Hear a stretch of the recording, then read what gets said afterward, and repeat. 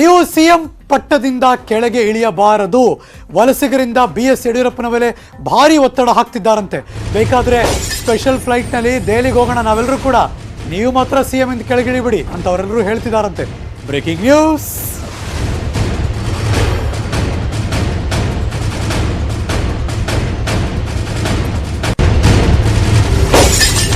CM ಕುರ್ಚಿ ಬಿಟ್ಕೊಡ್ಬೇಡಿ, ನೀವು ರಾಜೀನಾಮೆ ಕೊಡಬೇಡಿ, ಯಾವುದೇ ಸಂದರ್ಭದಲ್ಲೂ ಕೂಡ ನೀವು ರಿಸೈನ್ ಮಾಡಬೇಡಿ.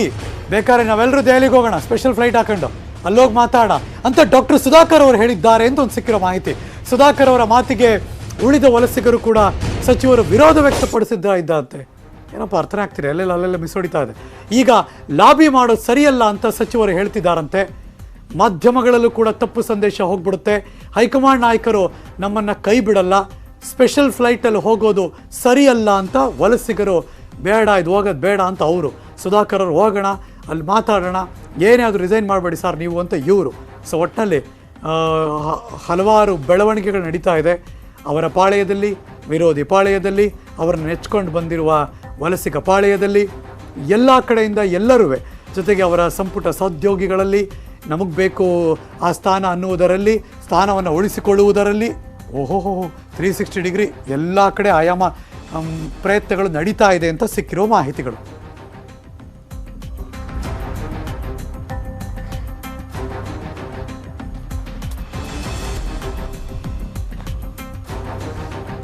Let's go live.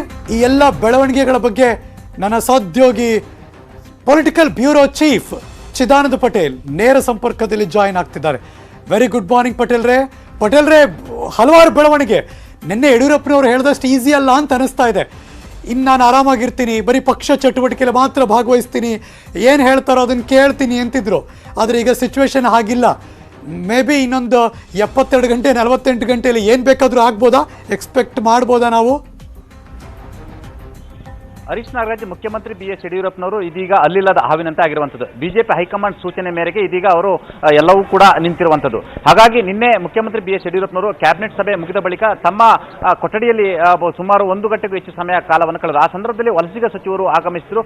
ವಲಸಿಗ ಸಚಿವರು ಬಂದಂಥ ಸಂದರ್ಭದಲ್ಲಿ ಮುಖ್ಯಮಂತ್ರಿ BS ಯಡಿಯೂರಪ್ಪನ ರಾಜೀನಾಮೆ ಸಂಬಂಧಪಟ್ಟಾಗೆ ಮಾಹಿತಿಯನ್ನು ಪಡೆದುಕೊಂಡ್ರು. ಆ ಸಂದರ್ಭದಲ್ಲಿ ಮುಖ್ಯಮಂತ್ರಿ BS ಯಡಿಯೂರಪ್ಪನವರು ನಾನು ರಾಜೀನಾಮೆ ಕೊಡೋದು ಖಚಿತ ಮತ್ತು ಹೈಕಮಾಂಡ್ ಸೂಚನೆ ಕಾಯ್ತಿದ್ದೀನಿ, ಜುಲೈ 25ನೇ ತಾರೀಕು ಬಹುಶಃ ಹೈಕಮಾಂಡ್ನಿಂದ ಕರೆ ಬರ್ಬೋದು, ಕರೆ ಬಂದ ಕೂಡಲೇ ಅವರು ಯಾವತ್ತು ಹೇಳ್ತಾರೆ ಅವತ್ತು ನಾನು ರಾಜೀನಾಮೆಯನ್ನು ಕೊಡ್ತೀನಿ ಅಂತ ಹೇಳಿದ್ರು. ಈ ಸಂದರ್ಭದಲ್ಲಿ ಯಾರು ಮುಖ್ಯಮಂತ್ರಿ ಆಗ್ತಾರೆ, ನಿಮ್ಮ ಅಭಿಪ್ರಾಯ ಅನ್ನೋದು ಕೇಳಿದ್ದಾರೆ ಎಂಬ ಮಾತಿಗೆ ಮುಖ್ಯಮಂತ್ರಿ BS ಯಡಿಯೂರಪ್ಪನವರು ಯಾರು ಕೂಡ ಹೈಕಮಾಂಡ್ ನನ್ನ ಅಭಿಪ್ರಾಯವನ್ನು ಕೇಳಿಲ್ಲ ಮತ್ತು ಯಾರನ್ನ ಮುಖ್ಯಮಂತ್ರಿ ಮಾಡೋದು ಎಂಬುದರ ಸಂಬಂಧಪಟ್ಟ ಕೂಡ ನನ್ನ ಅಭಿಪ್ರಾಯವನ್ನು ಕೇಳಿಲ್ಲ.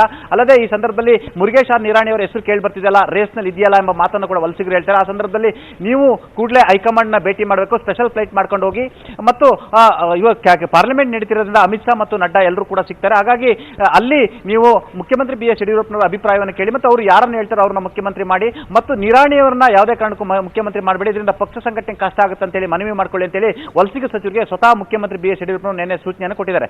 ಇವತ್ತು ಬೆಳಿಗ್ಗೆ ಸ್ಪೆಷಲ್ ಫ್ಲೈಟ್ ಹೋಗುವಂತೆ ಸೂಚನೆ ಕೊಟ್ಟಿದ್ದಾರೆ. ಆ ಸಂದರ್ಭದಲ್ಲಿ ಡಾಕ್ಟರ್ ಸುಧಾಕರ್ ಹೊರತುಪಡಿಸಿ ಉಳಿದ ಎಲ್ಲ ಸಚಿವರು ಕೂಡ ವಿರೋಧವನ್ನು ವ್ಯಕ್ತಪಡಿಸಿದ್ದಾರೆ. ನಾವು ಈ ಸಂದರ್ಭದಲ್ಲಿ ಹೋಗಿ ಲಾಬಿ ಮಾಡುವಂಥದ್ದು ಅದು ಒಳ್ಳೆಯ ಬೆಳವಣಿಗೆ ಅಲ್ಲ ಮತ್ತು ಮಾಧ್ಯಮಗಳು ಕೂಡ ತಪ್ಪು ಸಂದೇಶವಾಗುತ್ತೆ ಮತ್ತು ಹೈಕಮಾಂಡ್ ಕೂಡ ನಮಗೆ ಅಪಾಯಿಂಟ್ಮೆಂಟ್ ಕೊಡಲ್ಲ, ಸ್ಪೆಷಲ್ ಫ್ಲೈಟ್ ಅಲ್ಲಿ ಹೋಗಿ ಲಾಬಿ ಮಾಡುವಂಥ ಅಗತ್ಯ ಈ ಸಂದರ್ಭದಲ್ಲಿ ಬೇಡ, ಈಗ ಎಲ್ಲವೂ ಕೂಡ ಕೈ ಮೀರಿದೆ ಅಂತ ಹೇಳಿ ಉಳಿದ ಎಲ್ಲ ವಲಸಿಗ ಸಚಿವರು ವಿರೋಧವನ್ನು ವ್ಯಕ್ತಪಡಿಸಿದ್ದಾರೆ. ಹಾಗಾಗಿ ಇವತ್ತು ವಲಸಿಗ ಸಚಿವರು ಸ್ಪೆಷಲ್ ಫ್ಲೈಟ್ ನಲ್ಲಿ ದೆಹಲಿಗೆ ಹೋಗುವುದು ಕ್ಯಾನ್ಸಲ್ ಆಗಿರುವಂತದ್ದು.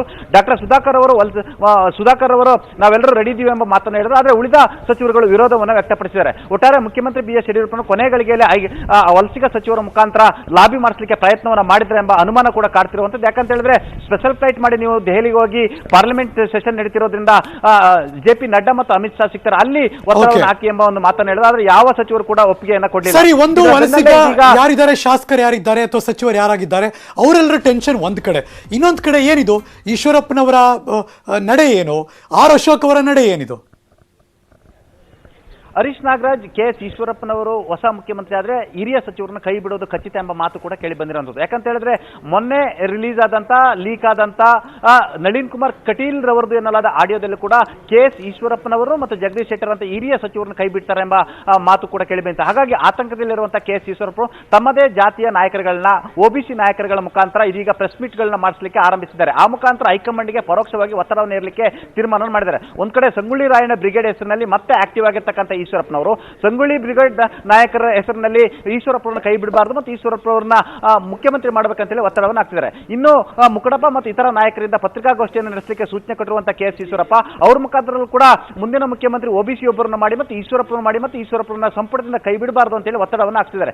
ಇದರ ಬೆನ್ನಲ್ಲೇ ಇದೀಗ ಹಿಂದುಳಿದ ವರ್ಗದ ಅನೇಕ ನಾಯಕರುಗಳು ಕೂಡ ಇವತ್ತು 2 ಪತ್ರಿಕಾಗೋಷ್ಠಿ ನಡೆಸುತ್ತಿದ್ದಾರೆ. ಒಟ್ಟಾರೆ KS ಈಶ್ವರಪ್ಪನವರಿಗೆ ಸಚಿವ ಸ್ಥಾನ ಹೋಗುವ ಆತಂಕ ಇರೋದ್ರಿಂದ ಸತಾಯಗತಾಯ ಮುಂದಿನ ಮುಖ್ಯಮಂತ್ರಿ ಬಂದ್ರೆ ಸಚಿವ ಸ್ಥಾನ ಉಳಿಸ್ಕೊಳ್ಬೇಕಂತೇಳಿ ಎಲ್ಲಾ ಪ್ರಯತ್ನ ಮಾಡ್ತಿದ್ದಾರೆ. ಇದರ ಭಾಗವಾಗಿ KS ಈಶ್ವರಪ್ಪನವರು ತಮ್ಮದೇ ಜಾತಿಯವರನ್ನ ಏನು ಹೈಕಮಾಂಡ್ಗೆ ಒತ್ತಡವನ್ನು ಹಾಕಿಸ್ತಿರೋದು ಒಂದ್ ಕಡೆ ಆದ್ರೆ, ಮತ್ತೊಂದು ಕಡೆ ಕೇಂದ್ರ ಸಚಿವ ಪ್ರಹ್ಲಾದ್ ಜೋಶಿ ಮತ್ತು ಸಂಘದ ಮುಖಂಡರ ಜೊತೆ ದೂರವಾಣಿ ಕರೆ ಮಾಡಿ ನನ್ನ ಕೊನೆಯ ರಾಜಕೀಯ ಜೀವನ, ಹಾಗಾಗಿ ಇನ್ನು ಉಳಿದಂತ 19 ತಿಂಗಳಲ್ಲಿ ಮಂತ್ರಿಯಾಗಿ ಮುಂದುವರಿಸಿ ಅಂತೇಳಿ ಮನವಿಯನ್ನು ಕೂಡ ಮಾಡ್ತಿದ್ದಾರೆ. ಒಟ್ಟಾರೆ ಈಶ್ವರಪ್ಪನವರಿಗೆ ಸಚಿವ ಸ್ಥಾನ ಹೋಗುವ ಆತಂಕ, ಹಾಗಾಗಿ ಸಚಿವ ಸ್ಥಾನ ಉಳಿಸಿಕೊಳ್ಳಲು ಏನೆಲ್ಲ ಲಾಬಿಯನ್ನ ಮಾಡಬೇಕು ಆ ಲಾಬಿಗೆ ಮುಂದಾಗಿದ್ದಾರೆ ಅಂತ ಹೇಳಲಾಗ್ತಿದೆ.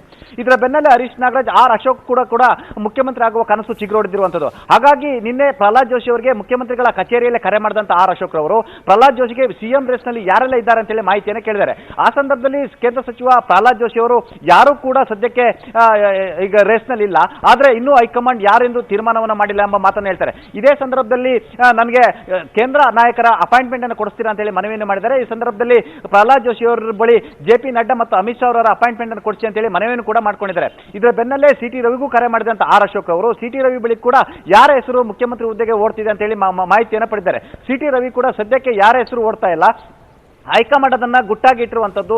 ಯಾರ ಹೆಸರು ಆಶ್ಚರ್ಯ ಆಗಿದ್ದು ಅವರಿಬ್ಬರ ಹೆಸರೇ ರೇಸಲ್ಲಿ ಇದೆಯಲ್ಲ, ಇವ್ರು ಅವ್ರನ್ನ ಕೇಳ್ತಿದ್ದಾರೆ ಅಂತ ಒಂದು ಆಶ್ಚರ್ಯ.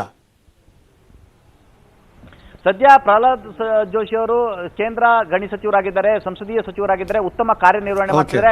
ಪ್ರಧಾನಿ ನರೇಂದ್ರ ಮೋದಿ ಮತ್ತು ಕೇಂದ್ರ ಗೃಹ ಸಚಿವ ಅಮಿತ್ ಶಾ ಅವರ ಮೆಚ್ಚುಗೆ ಕೂಡ ಪಾತ್ರರಾಗಿದ್ದಾರೆ. ಹಾಗಾಗಿ ಬಹುತೇಕ ಪ್ರಹ್ಲಾದ್ ಜೋಶಿ ಅವರನ್ನ ರಾಜ್ಯಕ್ಕೆ ಕರೆಸಿ ಅವರನ್ನ ಮುಖ್ಯಮಂತ್ರಿ ಮಾಡೋದು ಬಹುತೇಕ ಡೌಟ್ ಅಂತೆಲ್ಲ ಕೂಡ ಹೇಳಲಾಗ್ತಿದೆ. ಮತ್ತೊಂದು ಕಡೆ CT ರವಿ ಕೂಡ ಮಾಧ್ಯಮ ಬೇರೆ ಮುಖಾಂತರ ಲಾಬಿಯನ್ನ ಮಾಡ್ತಿದ್ದಾರೆ. ಆದ್ರೆ CT ರವಿ ಅವರನ್ನ ಈಗಾಗಲೇ ಅವರು ಬಿಜೆಪಿಯ ರಾಷ್ಟ್ರೀಯ ಪ್ರಧಾನ ಕಾರ್ಯದರ್ಶಿ ಆಗಿರುವಂತದ್ದು, ತಮಿಳುನಾಡು ಇನ್ಚಾರ್ಜ್ ಕೊಟ್ಟಿರುವಂತದ್ದು, ಅವರ ಹೆಸರು ಕೂಡ ಬಹುತೇಕ ಡೌಟ್ ಅಂತೆಲ್ಲ ಹೇಳಲಾಗ್ತಿದೆ. ಒಟ್ಟಾರೆ ಲಾಬಿಯನ್ನು ಕೂಡ ಮುಂದುವರಿಸಿರುವಂತದ್ದು. ಆದ್ರೆ ಸದ್ಯ ಇದೀಗ ಅಶೋಕ್ ಕೂಡ ಲಾಬಿಯನ್ನು ಮುಂದುವರಿಸಿರುವಂತದ್ದು. ಕುರ್ಚಿ ಆಸೆ ಚಿಗುರೊಡೆದಿದೆ ಅಂತಲೇ ಹೇಳ್ಬೋದು. Harish Nagaraj, thank you so much Chidananda Patel ಈ ಕ್ಷಣದ ಮಾಹಿತಿಯನ್ನು ಅಪ್ಡೇಟ್ ಮಾಡಿ.